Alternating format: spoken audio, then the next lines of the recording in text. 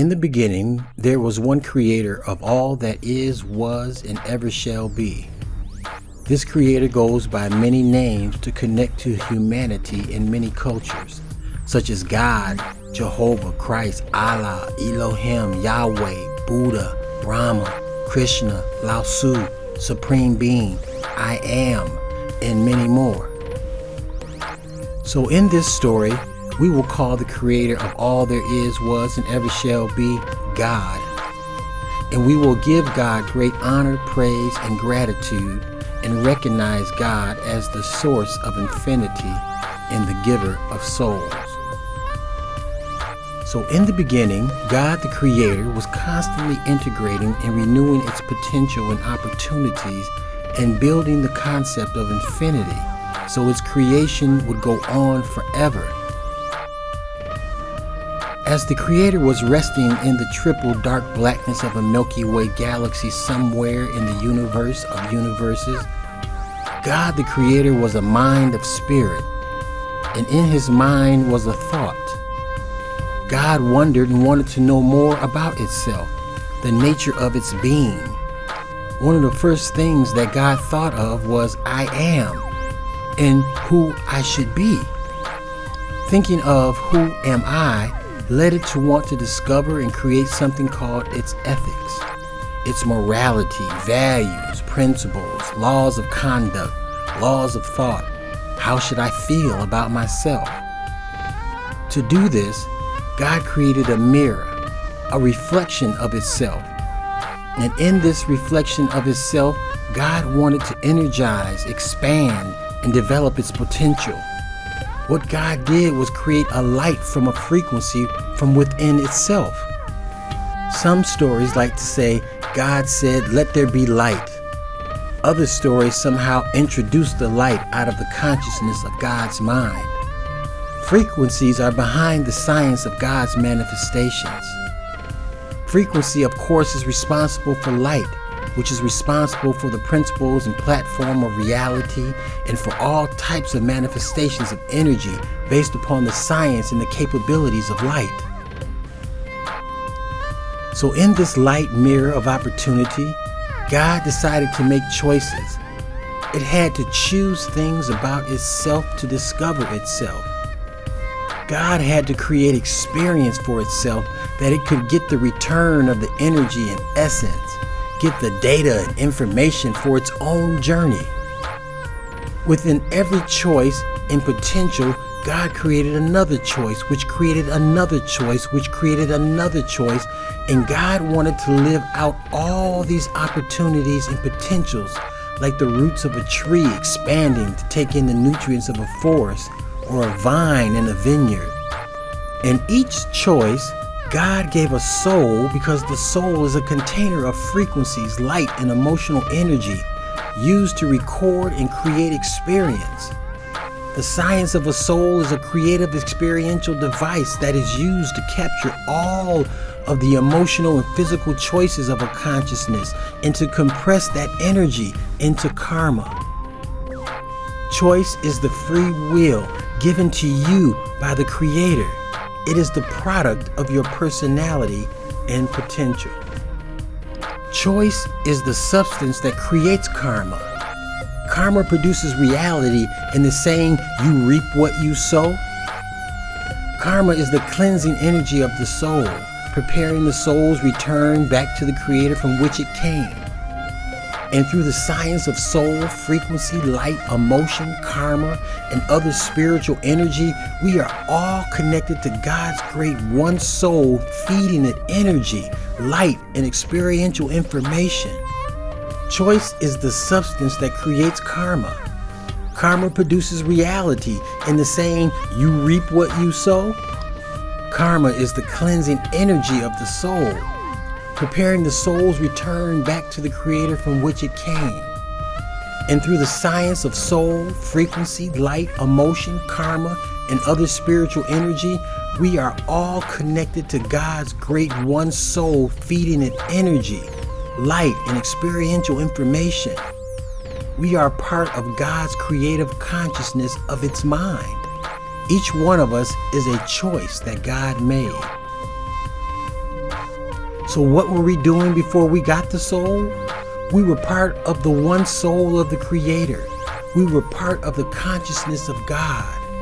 We were lying in the bosom of God's love, compassion, and bliss, frequently referred to as heaven. We were lying there in this loving consciousness of the one soul.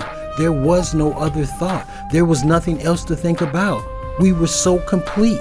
There was no wanting of anything. There was just nothing to desire. Then God chose a potential opportunity and wanted to send soul to experience the outcome. The breath and consciousness of God awakes our soul's spirit. The soul is born in a spirit that it returns it back to God within the light upon the completion of its journey. This is why we seek spiritual enlightenment from our own experiences of reality and soul. We often say someone or something has the Spirit of God. So the Creator gives us this potential opportunity and gives us an IP address, which is our inner personality address specific to our soul, and then sprinkles its special essence on it, which is called our personality. Creative thinking is the nature of our personality. God gives us an IP address so that it knows where we are all the time. Humans did not invent the science of tracking devices, such as Social Security, license or employee numbers, or the internet. These type of tracking devices are used to sort out and control humanity based on the beliefs of a few humans in control. If artificial intelligent Pentium processors can keep track of us, surely God has science greater than this, so never believe we are alone. I remember asking God, why have you awakened me from such a beautiful dream inside of you, where everything was perfect? Why, great Creator, did you wake me? God said, I have something I want you to do. So God gave me an opportunity to experience a journey of God's choice. The Creator said, here, get back to me with this potential opportunity. I just wanted to know from God, upon completing this journey, can I come back home to the love and compassion and bliss? All God said was, I will always be with you.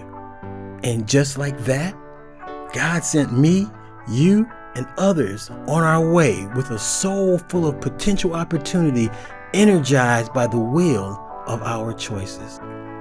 From this point forward, our consciousness and soul's essence and capabilities and the basic technology of soul has been recording all of our experiences and generating karma so that we ingest and digest our choices in alignment with whatever we were manifested to experience in our journey of choice from God. Now, as the children of the Creator God, through its choices, we are living out this beautiful or sometimes not so beautiful experience. Because when choices manifest, sometimes they have what appears to be a horrible ending from the human being perspective. But do not fear.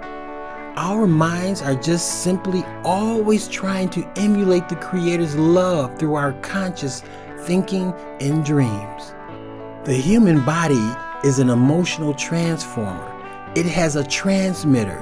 It is a human space device carrying a soul being. There is a transmittal portal known as the Pineal Gland in the brain of every human. When we have an emotional experience, we transform that emotional energy, information, and light back through the portal of our minds and human biology as it was designed to do.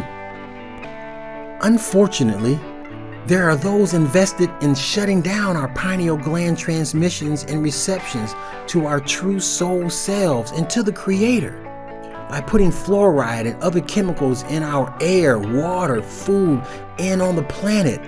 It's attempting to block that communication. They are blocking our pineal gland portal in our brain so that we struggle to communicate with the spirit and nature of ourselves and each other. If they can affect our main communication device, our pineal gland will then disrupt every other gland in our biological system. Our pineal gland will become dysfunctional and only providing fragments of important instructional genetic information instead of complete strands of important organic instructions from spirit, mind, body, and the journey of soul. This is biologically compounded throughout the complete human biology system. The pituitary, thyroid, and our whole endocrine system will be out of balance. Since our pineal gland is giving incomplete and dysfunctional information, our endocrine system has to seek and gather artificial and unnatural chemical compounds to fill in the genetic DNA strands to operate correctly, making us half real and half additives, half artificial elements, half enrichments, half of all sorts of things that make us less real, less organic, less loving and compassionate to each other, and more synthetic silicone based. Therefore, we begin to believe in just the physical world, and we become, for a lack of a better word, a slave to a machine in a physical world that is not even real and is very temporary in its existence to begin with. If we live in an illusion and allow people to implant and teleport other visions into our head through radiating glass boxes and devices, we will never be strong or still long enough to let go and to listen to our souls and feel the experience of the journey that God has given to us. We will not feel ourselves trying to send and receive signals to our own higher selves that carry the potential opportunity. This is why we must detoxify ourselves and the planet, and this is why they are intoxicating us and the planet to maintain control.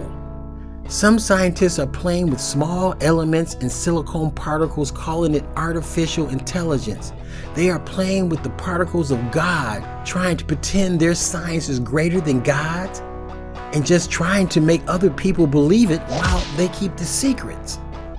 Beware, the Pentium processor is beginning to program its artificial self and bit mining God's souls through trauma in an effort to create its own artificial soul. Beware, the Pentium processor is beginning to program its artificial self and bit mining God's souls through trauma in an effort to create its own artificial soul. So from this point forward, we are on our soul journey trying to fulfill our authentic organic potential given to us by the one and only Creator God and giver of souls, while we dodge the destroyer, enemy, and machines that want us to leave our soul energy and essence here in the physical world, so that a physical being in the Pentium processor can use our energy and purpose instead of us. Watch out for the navelless man not born from a woman. This is the beginning of the journey of the one soul. Dr. Guy Live.